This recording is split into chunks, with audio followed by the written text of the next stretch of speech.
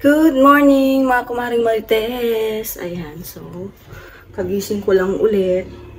And then ulit. Everyday naman gumigising, no. Ayan, at papasalamat tayo kay Lord dahil gumigising tayo everyday. No, magkakape ako ngayon, then maglalaba. Tapos after ko maglaba, punta akong kukuha ng barangay clearance, ng police at NBI. So kailangan ko yung kasi meron pa akong isang na-apply na kailangan requirements na agad. So, siguro yun ang priority nila. Pero, tignan pa natin. At least, nakakuha na ako. Kasi kailangan ko din naman talaga yun. Ayun. Lahat ng trabaho na pagpapasukan is kailangan nyo. So, ayun. Kukuha lang ako mamaya. And then, patas ko maglabatas, magkape ka. Tapos, kakain ako ng konti. So, dito po talaga ang labahan. Ayan, laundry area. So, okay naman yung space niya. Ito po is building po ito. Tawag ito sa ano yung dating buy and buy? Palay buy and sell ba yun? Mga ganon. Kasi yan, so washing lang. Dahil yung dryer ko iniwan ko sa dasol at sira na talaga yun. Tapos, ayan, galaba ko. May tubig na rin dito. Ayan. Sakto lang. Hindi naman gano'ng kasikipad. Ayan. Labhan ko muna to. Ayan, so actually kanina pa ako naglalaba, narinig nyo naman yung washing machine kanina eh. So babanlawan ko na to kasi patapos na rin ako dyan. Naglaba rin ako ng kumot ko tapos tuwalya. Once a week ganon, nilalaba ko talaga at sinasabay yung isa naming tuwalya. Kasi dalawa yung tuwalya, so sa akin sa kanila.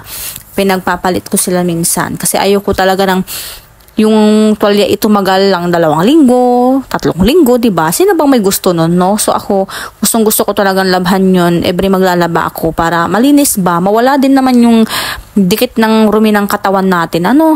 So ayan, tapusin ko lang ito and then mamaya maliligo na at aalis na rin po para kumuha ng mga requirements. So after ko nagbanlaw, naglaba, sinampay ko na, syempre, naligo na ako, dali-dali at sumakay ng tricycle. Dahil pupunta nga ako ng barangay, dahil kukuha ako ng barangay clearance. So, ayan, after ko dyan, pupunta naman ako ng police clearance. Lalakad na ako pa uwi. Pagod ako. Kumuha ako ng barangay clearance. Tapos sa police clearance is, di ako nakakuha. Kasi, down yung system nila. So, baka bukas. Try ko bukas.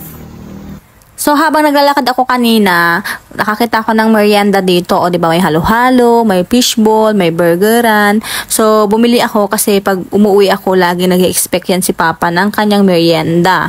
So, kailangan ko talaga ang bumili. After kong bumili, syempre, tuloy pa rin ang lakad ko.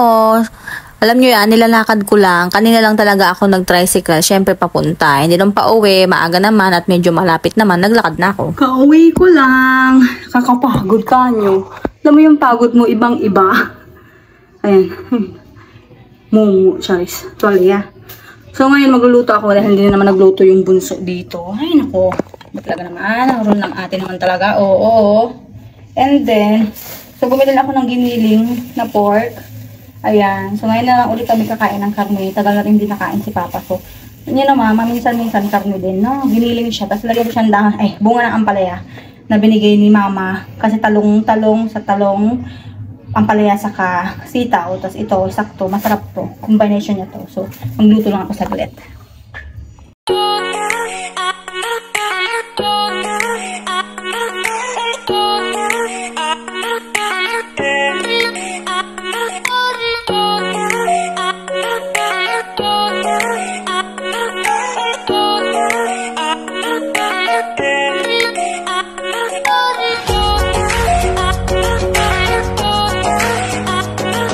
Ito nga pala yung binili kong merienda, pero naabutan ko si Papa, nagme-merienda naman. Kaya ayan, okay lang daw.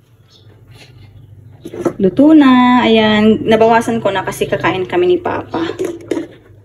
Ayun, kumakain na kami. Giniling na karne ng baka.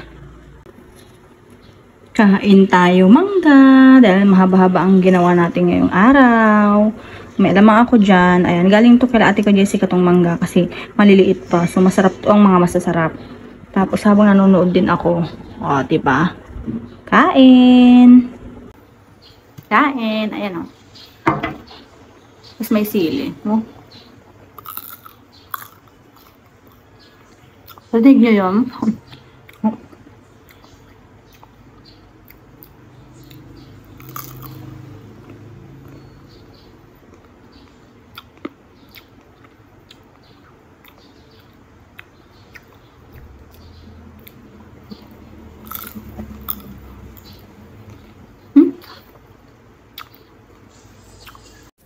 Nagluto nga pala ako ng lugaw kasi masakit daw ang ngipin ni Papa. So, hindi siya masyadong makakain ng medyo matigas-tigas. So, yan. Yan muna ang dinner namin for today's vlog. Good evening po.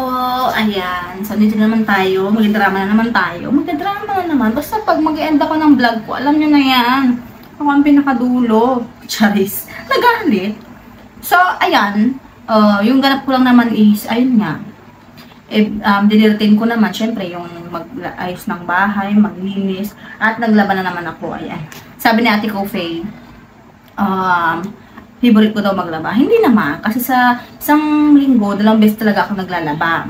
Minsan, once a week, gano'n. Pero ayoko masyadong nag-iipon ngayon, hindi katulad doon sa dati naming bahay. Kasi doon, marami pagsampayan, marami. Ay dito, meron man, pero, syempre, di ba, tansya-tansya na lang din. Kasi syempre hindi ako masyadong makapaglaban ng mga kumot-kumot. Pero ano ko siya, minsan hindi ko siya pinagsasabay kasi nga, sila yung dryer ko. So, meron naman ding laundry shop dyan sa ano. Pero syempre, sayang na rin yun. Laban mo na lang. So, saka ako bibili ng ano, ng aking dryer. Yung makaluwag-luwag. Cheers. Makaluwag-luwag. Okay naman kasi medyo mainit yung ano medyo mainit yung araw, although malamig yung hangin, pero yung araw kasi, as in, kahit na nilabahan mo siya, mamaya-maya tuyo na rin, oo. So, yung dryer is magagamit mo lang yung pagtag-ulan. Busy ka, or yung kunyari, damit mo kailangan isot mo kasi may mga uniform, gano'n. Pero ako, wala, dahil wala pa. Yun. So, dahil karamihan sa inyo ay nagtatanong kung sino ang titira sa bahay namin, ang sagot po, syempre, yung bumili. Kaloka. Siyempre, yung pumili po, sila po yung titira. Hindi ko na babanggit-banggitin yung pangalan nila, no? Siyempre, sino pa po ang titira doon? Siyempre po yung bibili. Ilang beses nyo na po kasing tinatanong yun. Sinong titira doon? Wala ba nakatira doon? Diba? So, yun ang sabihin ko sa inyo ngayon. Yung bumili po ang titira doon, inuulit ko po, yung bahay namin doon sa Gasol is nabenta na po. So, may titira po doon, hindi po yun masisira kasi lilipatan na po yun. Galitihan. And parang hindi tayo magkaanuhan, ang tawag dito. Siyempre, di ba? Naghuhula-hula lang yun nga, sabi ko nga, yung sinasabi na pag hindi nga daw titirahan ng bahay is masisira. At opo, totoo po yun talaga. Kung walang magbabantay, di ba nga, pag iba nga, nasa ibang bansa, minsan yung bahay nila, ang tawag dito, pinaparent nila, kasi once a year lang sila umuwi, di ba, mga ganun, kasi nga, gusto lang may matirahan. Kamuting ko lang, tapos ang katimig, ano talaga, ako sila lagi makating likod ko, pero, nung gumamit ako ng sabon ng para sa kati-kati, ganun, hindi na rin, kaso naubusan ako, so, ayun, ang kati, nasa kaya, tutok kamot, walang kahoy nito ang kati-kati. Ayan, so yung ganap ko nga, kumuha ko ng barangay clearance, police at NBI. So kasi nga may kami interview sa Martes, kailangan matik na andun na. So ewan ko pa, depende ba, kahit magpakuha sila kung ano, kasi may exam yun may exam. Kaya talagang ano. Pero okay lang, hindi naman masasayang yung kinuha ko kasi sa iba, pag nagtrabaho ka nga dito, sinasabi ko sa inyo, kailangan talaga ng ano, yung BI police clearance. Siyempre, pagkakilanlan na rin sa'yo, hello. Diba nga, kahit na kasambahay ka lang, hinahanapan ka pa rin ng police, barangay police clearance, NBI, ganun. So, the rest naman, kasi kompleto ako ng requirements. Kompleto ako ng mga meron na akong SSS, PhilHealth, TNID, ganun. Excuse me po. Bless me. Excuse me po. And then, pa ba? O yun. Kasi nung nagtrabaho nga ako, nung kagagraduate ko ng high school noon. So, nagkasambahay nga din ako, diba? Nakwento ko na lang to sa inyo. After ko magtrabaho ng gano'n, nung 18 na ako, saka ako nagtrabaho na. So, may mga ganyan ako requirement. So, nung wala akong trabaho na ng ilang years din, stuck ako ng 3 taon siguro. Oo, 3 taon. Ay, hindi 3 taon kasi nung nag-pandemic, last trabaho ko noong 2020. Yun ang last na trabaho ko. So, binibase nila yun. Pag nag-a-apply ka, tatanungin nila doon kung bakit na-stuck ka. Hello, may trabaho ba na ang pandemic? Di ba halos biglang nang shutdown lahat? Nagalit. So, yun, syempre yun ang dinahilan ko. Then, daras na yun, hindi ko na siya na, si Papa ko hindi ko na rin naiwan, di ba? Kaya yun. Wala pa naman ako isang buwan na nag-a-apply. So, kasabay ko nga yung pinsan ko eh. Kasabay ko yung ang pinsan ko, kapatid, yung mama niya kapatid ni Papa ko. So, nag-apply din siya. Yun, college graduate din yun. Na-stuck din siya almost 2 years din. Kasi nga yun nga, tawag dito, ng pandemic. So, dati siya sa Dagupan siya. Nung una sa Manila, tapos Dagupan siya. And then, nung pandemic, biglang, di ba? So, yun ang nangyari. Kasabay ko siya nag-apply. And then, tingnan mo nga, parehas kami. Ako nga, nawawalan ako ng pag-asa kasi nga minsan ang hinahanap nila, college graduate, gano'n, 2 years graduate, 2 years na naka-graduate, gano'n. May experience naman din kami, gano'n. O, tingnan mo naman ngayon, di ba? Parehas na kami, pero parehas pa rin kami wala. Marami na rin siyang in-applyan. Yung pinsan ko. Ate, basta siya nakakamot ako ng kamot. So, syempre, ganun talaga. Hindi ganun kadaling mag-apply. Kaya yung mga trabaho ngayon, mag-isip muna bago mag-resign. Charis! Pero yun nga, sabi ko nga, siya. Kaya kasama ko siya ulit sa Martes. Andito yun sa Martes. Mapapakita ko siya sa inyo. Yan. Alam ko nakita niya na yun nung mga lagi kong gala noon sa Dasun. Si Judith. Ayan, shout out sa iyo. Yes, shout out.